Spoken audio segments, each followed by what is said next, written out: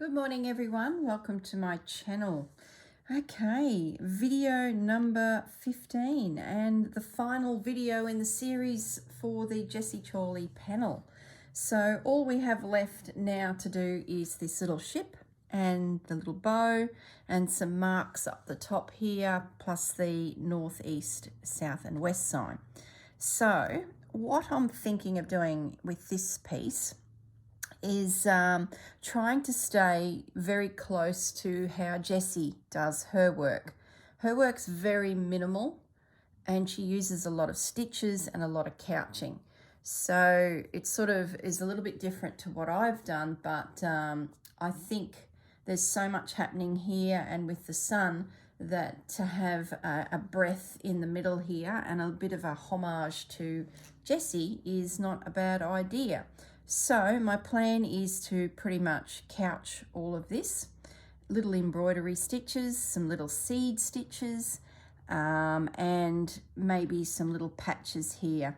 Jessie often puts little pops of fabric on her panels, so that will be a colour to sort of suit whatever we go with for the threads. And to be honest, I'm thinking red and white and yellow, and then we couch with a stitch over the top of the thread that is a contrast, so probably white. But if I do some white couching, like white thread, I might be able to then put a blue over the top of the white thread, or if I use a red thread, some white. So you sort of see what I mean. I went back through Jessie's Instagram page and I found a piece that she has done that is just this ship. Now, I'm not sure what the name of the piece is, but that's it there. So this sort of is what helped me get my head around what I was going to do. She, if I can enlarge that, see how she puts these little random patches on her pieces.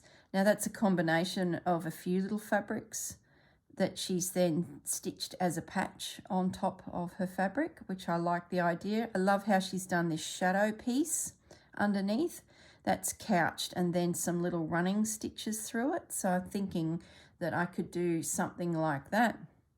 She's then stitched all of these edges with thread and then couched over them. I don't think I'm going to go to that degree. That is hours and hours and hours of work. I don't think I'm going to do that. I think I'll put together a couple red threads so that it's nice and chunky and then couch over the top. She's then done a random little circular stitch here, which I thought was just gorgeous. What else did she do? Some seed stitch along the bottom of the ship, some little stitches where the post comes down. The star I thought was quite interesting, the way she worked that piece.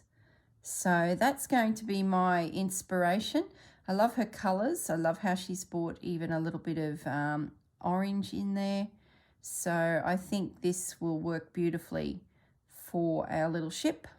So that's what I'm looking at doing, making a selection of colours and fabric from our pack of fabrics and sort of following the style of Jessie, which I think will be lovely to have that in the centre of the quilt. The sun at the top corner there that I turned into a floral piece is very much me.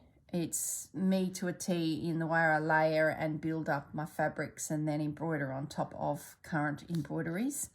So to do the ship in the true Jessie style would be, I think, really nice. And I think it'll be a lot, softer in this area to look at than the heaviness of my work. So, okay, I will leave it at that and I'll be back in a moment with my progress. I think I mentioned too in the last video that I've decided to restitch the edge. I just used a cotton from the sewing machine just to tack it all down until I worked out exactly what I was doing. But I've decided I really like that look, the overcast stitch, but I want to just make it a more heavy duty thread. So the thread I've used for the seed stitch, I'm now coming along and replacing the cotton with that. So it'll be a little bit more predominant. So that's also going to be completed, and I've actually finished all the seed stitch once I got in around that sun, and then I sort of started down the bottom where I finished last time and worked my way back up through here. I had a little bit coming from the side.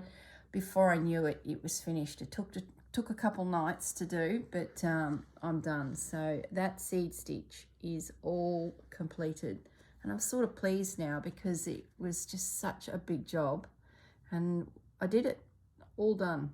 So now it's just time to finish the little ship, which I think will come up beautifully. Okay, I will see you all in a moment. I'll go away and start the little ship and use this as my inspiration so that we get a little Jessie ship. Okay, everyone, I'll see you all soon. Hi everyone, I'm back. It's only been about 15 minutes and I've stitched the bottom of the little ship, and I just thought I'd turn the video back on because a couple things I noticed with this little ship. Some of the lines were thicker than others. Now, I mentioned a few minutes ago that you may need to use 2 threads to achieve the lines that we're sort of looking for on the little ship.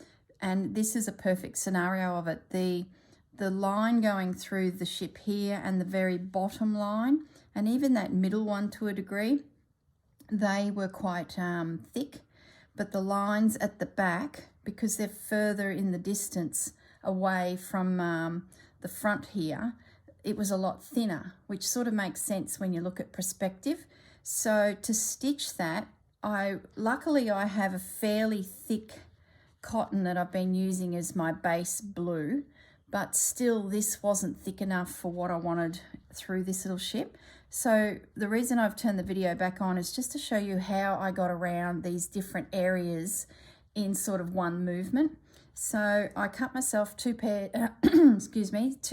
strands of this cotton. This is the crochet cotton. I've knotted it together, and using a really thick needle, not a thick needle, a big-eyed needle, it's still not big enough to take the 2 pieces of cotton through. So I just one at a time, these are the snips left from doing the little bit, so they're a different length, so just ignore that.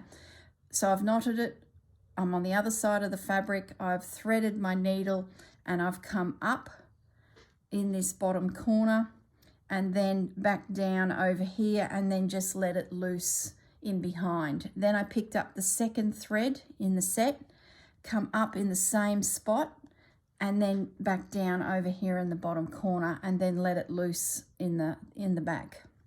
Then I come through with DMC stranded cotton, you know, where you get 6 threads within your embroidery, and I've broken it down to just 2. I've used a cream because I want it to sort of blend with the background, and then I've couched over the cotton that I've just laid down, right? And then once I got there, I then let this guy sit to one side. I went in behind and picked up one of the threads again, the blue, and then come up and back down up here, so, and then let the cotton lie. Picked up the second one in the blue, come up and then back down. So that's keeping that nice thick edge coming along the exterior of the little boat. Then I couched it. Then I put my cream cotton needle down and picked up one of the blues again, scooted through the air back down here, and then just let it sort of roughly lie. Got the second blue thread back down over here, let the needle sit in underneath, and then come along and couched it. So I'm sort of jumping to point and following behind with the cream to couch it down into position. Then I come back down this outer side. So I've now done the bottom, the side, and the front edge of the ship, and then back down to the bottom. Then I noticed that these next 2 lines, the one through the center and the little guys at the back, I noticed that they are a lot thinner. So this is where I split the thread, like it's been working together all the way, but now I'm splitting it. So one of them went up here and did this section and then come up underneath here and scoot it over to this edge. And then the second thread come through the center of the boat. And then I knotted them off at the end here once I couched them down.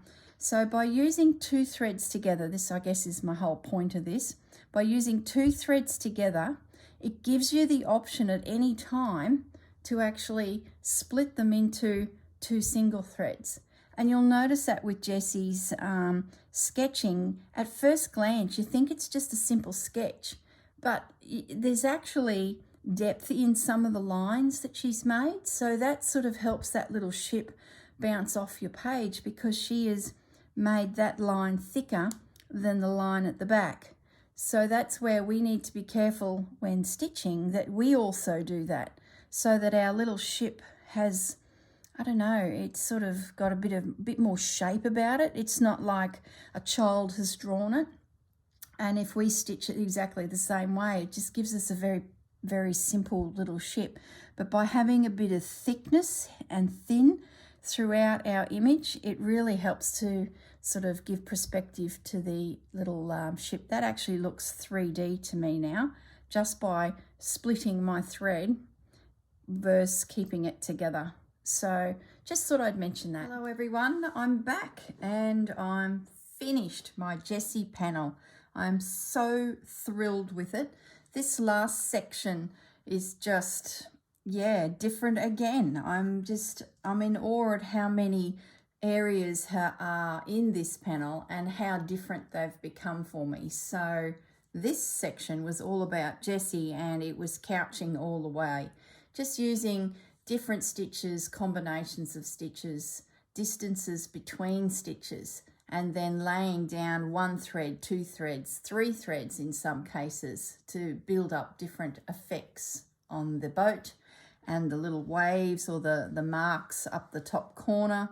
I added some little buttons, the north, west, east and south, and then the classic little Jessie bow. I didn't stitch inside the Jessie bow. I left the blue markings just as a little reminder of where it all started. I was nearly going to, that was the last piece I did, and I was nearly going to actually leave it completely just unstitched as a little hint of what was underneath all this. But I thought, no, keep going, finish the little bow, and then I decided to leave the blue on the inside, because that in itself is a reminder of where this all started. So the little ship came together really well. Really happy with the little patches. The inspiration was from Jessie's Instagram page. There was a photo of a ship that I'm pretty sure she had stitched. I don't think it was one of her students. And I just like the way she outlined the patches and then did a little bit of slow stitch through it. It's like the sailors have had a tear and they've fixed it themselves. I really like that effect. I don't know, if anything, I'm over the top with my embroidery, like the sun. And this section here really showed me that I don't need to go to those lengths either, because sometimes just the simplest laying down of thread and a few little stitches here and there is just as beautiful. So I'm really happy that I didn't go crazy, because I had pictures of layers of fabric in the sails and all sorts of things, but I sort of decided that coming to the end of the project, I would just, you know, keep it true to Jessie. So I'll just bring that up to the camera so you can see a little bit more of the detail. But once again, heaps of little stitches and just laying down most times 2 threads to get the thickness, but sometimes even 3, depending on the cotton that I selected. I just sort of used the lines underneath to gauge how much thread I would need to secure it, you know, and cover. So I've also gone around the spine now of the whole piece, the edge, and re-stitched that where I can see that stitching. And in a lot of cases it was covered by something, especially down the bottom of the panel. it was covered by all this embroidery, so there was very little there that I actually needed to restitch. The Love and Laughter tag that we put on back here, I put another tag in the top corner where we were, but my piece is finished. I'm so pleased with it. I absolutely love it. I love pieces like this. They're like a collage of things I've collected and feelings at the time, because it takes a while to do. And this one was 15 videos.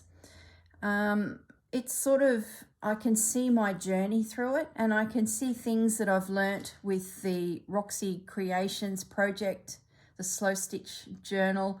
I can see things that I've learnt there that I've brought over to here. It's just a great space for adding, I guess, your stitchery journal, your journey, pieces of that journey. So there's my faith. I've put up the top corner. So I'm going to call it finished, but it's one of those pieces that I think when I find something that sort of reminds me of the piece, like a snippet of something, I'll pull it back out and just stitch it on. So I'm going to say it's finished, but it probably won't be. There'll be something that will be added. For those of you that want to finish it completely and put a backing on it, what I would suggest for the backing is cut a piece of fabric that you like, whether it be muslin, calico, or a beautiful piece of floral print, or you may even get a bigger piece of some of the fabrics that we've used in the actual panel. I would cut it a 1 inch bigger than the piece itself, and then lay it on the back and slip stitch it along the edge of the panel. So I'd probably tack it on as well, just to hold it, otherwise it might wriggle around a lot on you. And then once you've got it sort of tacked into position, then just turn that rough edge or that raw edge under so that it lines up with the edge of the Jessie panel, and then run a little hem stitch or a slip stitch along that edge to, you know, completely secure it. Now I have seen in, I think it was on Pinterest, on the back of the panel, you could do a little invisible stitch, say every 2.5 inches or 3 inches across the whole thing, just a little stitch, and that will hold the back to the piece so it won't be billowing air on the back. And then I've seen people stitch very carefully a little button wherever that little held down quilted little spot is, a little button. I hope that makes sense. Have I got a piece of fabric here that I could demonstrate? I've got a piece of chiffon here. So let's pretend this is calico. It's cut to size. It is 1 inch bigger than the panel. And then I would turn it over and slip stitch along that edge. And to stop this from sort of separating too much from the Jessie panel, say every 1.5 inches, 2 inches, whatever you like, I'd just do a little invisible stitch all over the whole piece. And you could tack this down with just some big stitches, which you'll remove once you've got all of your little, we'll call them stitched spots. And then on those spots, you could add a button as a decorative piece. So when you turn the panel over, if someone has a sneaky look to see what your stitching looks like, all they'll see is this beautiful piece of fabric with these random buttons on the back. So if I decide to do that, I'll make a video and show you. But at this stage, I'm not ready to do that to the piece. I do have a second panel that I made that featured everything to do with Peter Rabbit. I've got a video further back in my channel about that piece. That one doesn't have a back either because I keep adding little bits and pieces, but it's getting very close to being full.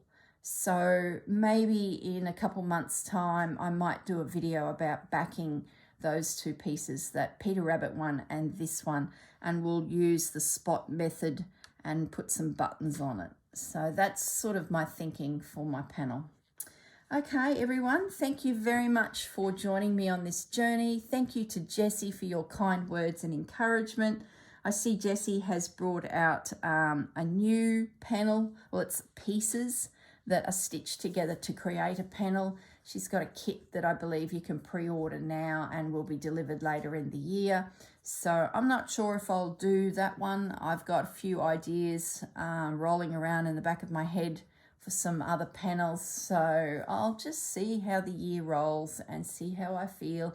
Even if I did order it, I might pop it away in my stash and do it in a few years' time, but we'll see. We'll have a little think about it.